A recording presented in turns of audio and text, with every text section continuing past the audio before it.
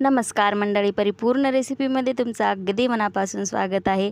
तोंडाची चव दुप्पट वाढवणारी चटकदार आणि चटपटीत अशी कैरीची चटणी मी आज तुमच्यासोबत शेअर करणार आहे।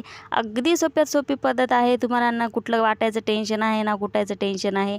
कमी साहित्यामध्ये तयार होती ही चटणी आणि दुपारच्या जेवणामध्ये मस्त वाढा, दुप्पट जेवतील सर्वजण। तर छान पद्धतीने लागते, खूप टेस्टी होते। तर अशा सोप्या आणि साध्या रेसिपी मी तुमच्यासोबत दररोज घेऊन येत असते। तर त्यासाठी तुम्ही चॅनलला सबस्क्राईब केलं नसेल तर सबस्क्राईब करून घ्या, लाईक करा आणि तुमच्या मित्रमैत्रिणींसोबत माझे व्हिडिओ नक्की शेअर करा।